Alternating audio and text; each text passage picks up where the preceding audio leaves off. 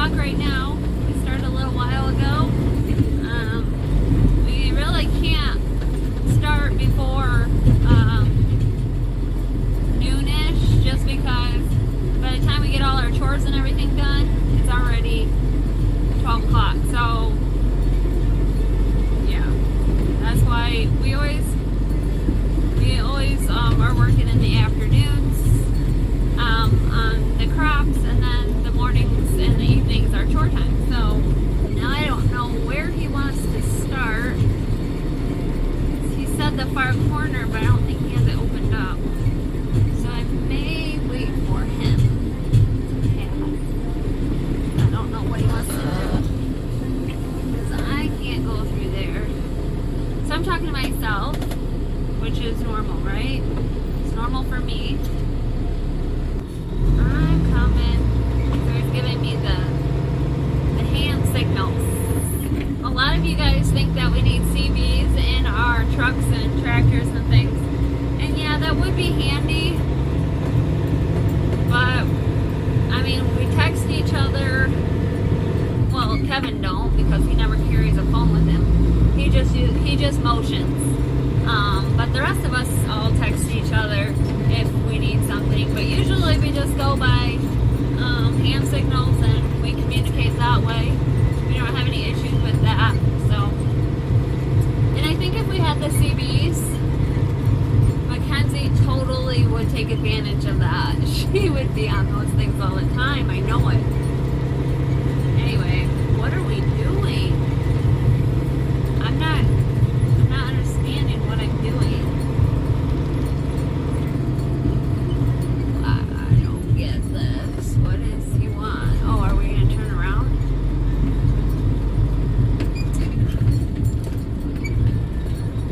I guess we're turning around to head back the other way.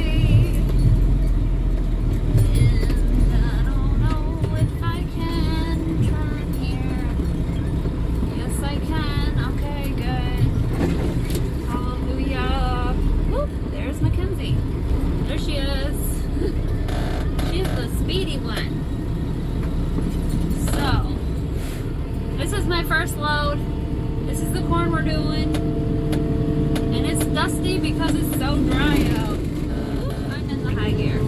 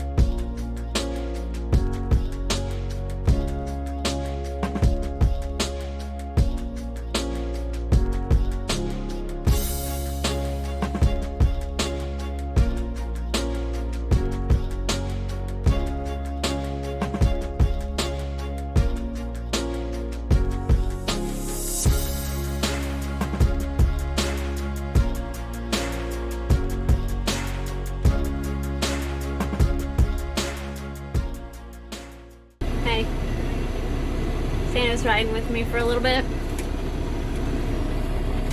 You like riding? Yeah. Or would you rather drive? I'd rather drive. Really? We're not gonna have you drive because it's on the road. We have to go on the road to get to this field, so no driving. I washed my side of the window. If you can see, there's a line right here. Dirty, clean. Probably can't tell too close. You want to drive while we're in the field? No.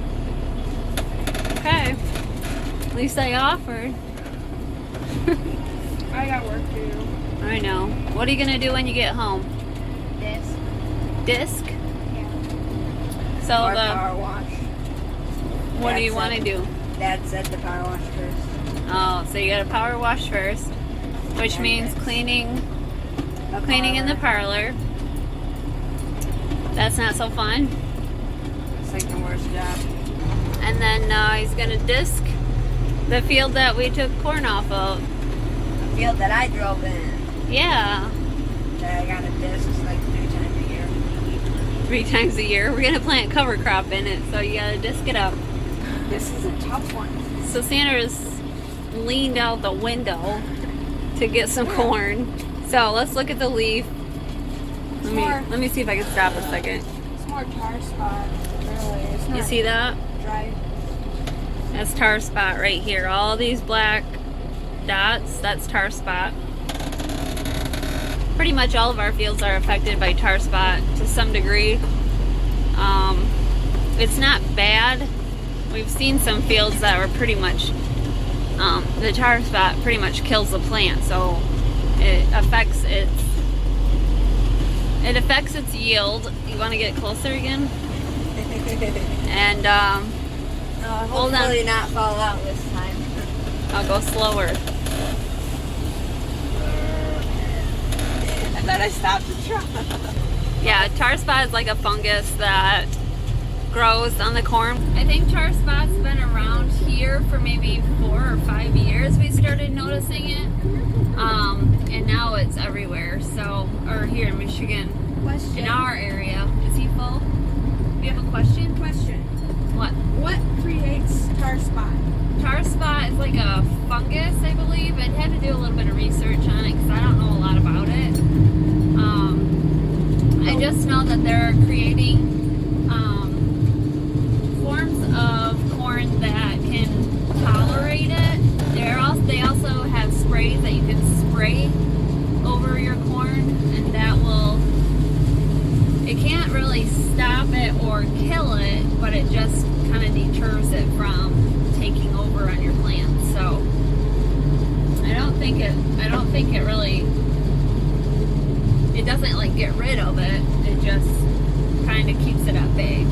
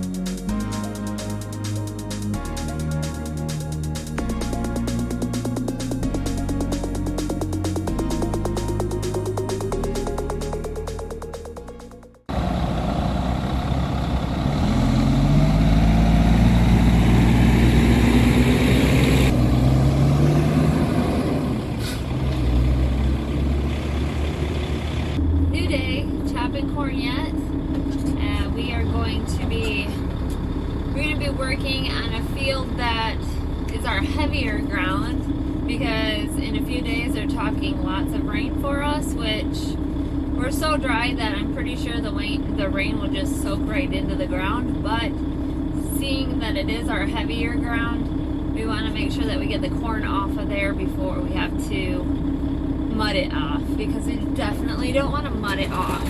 We're going to see how much we can get off today.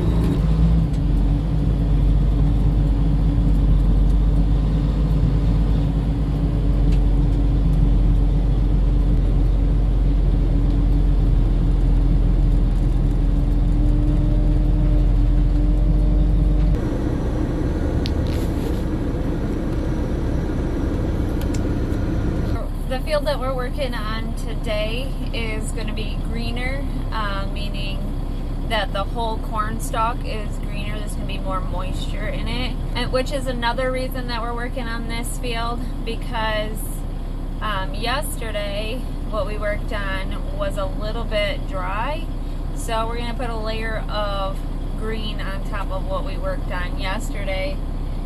But this field here got hurt really bad when we had the heavy flooding this spring.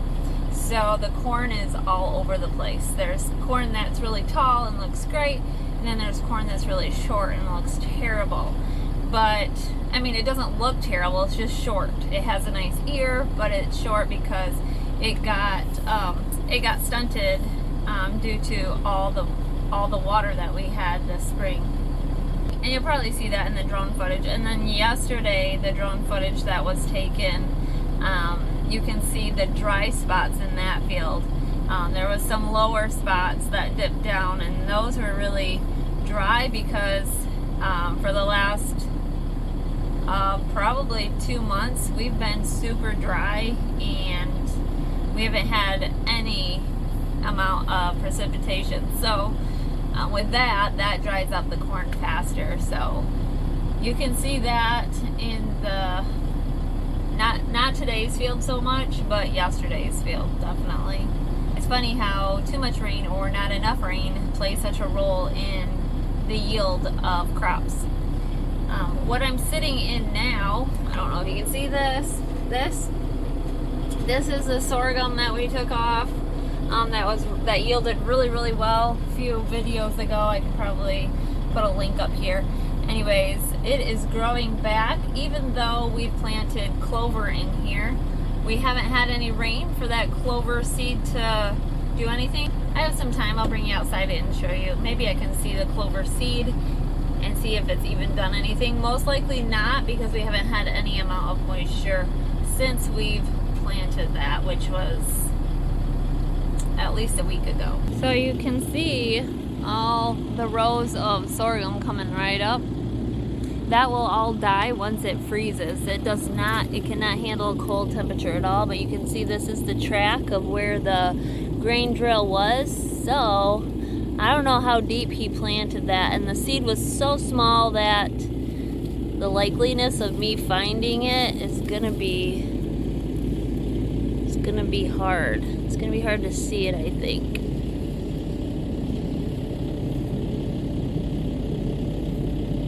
But anyways, you can see that this is just dust. So there's no moisture in the ground. Not within the first few inches anyways.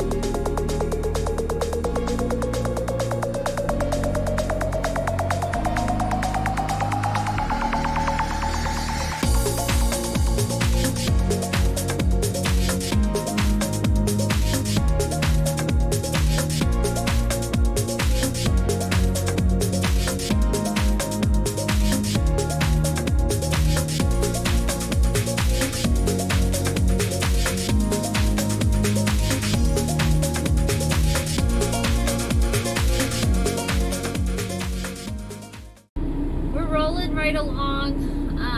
We've gotten a pretty good chunk of this off. We're not going to be able to finish all of it today. So maybe one more big afternoon and we'll be able to have this off, and that will be good. Hopefully we can do that before rain sets in. Although I will say I am definitely looking forward to a rainy day. I know that sounds crazy for some people, but for me, yeah, driving truck day in and day out. I don't know what day this is as far as corn harvest for us, but day in, day out gets monotonous and it's tiring. I don't know why it's so tiring to me, especially since we only do it for maybe 5 hours in the afternoon. But it is tiring to me. Corn is the only crop that takes, several days in a row to harvest. Whereas our hay and our sorghum and stuff like that, we can get that off in a day or two. And so driving truck for a couple of days isn't a big deal, but once you get day after day after day, just, I don't know, I get tired of it. Physically tired, not tired of it, but I do get tired. And so I'm kind of at that point right now where I'm ready for a rainy day because I have other things I need to catch up on. I need to catch up on laundry. I need to catch up. Oh, there goes a little deer. It's a little doe. But anyways, you wouldn't be able to see it. I need to go to the grocery store. I can't remember the last time I was at the grocery store. And so, yeah, our fresh fruits and our fresh veggies that we're eating are only what's coming out of the garden right now, and that's like tomatoes and peppers and things like that. That's about it. I'm kind of done with the garden actually for the year. Now I still have to harvest all the produce. There's still lots of peppers and tomatoes and some onions and squash and all that good stuff, but I'm not going to be planting any fall crops this year. I just kind of called it quits, and we will start again next year, I guess. I had a lot of plans in my head, but then things changed, and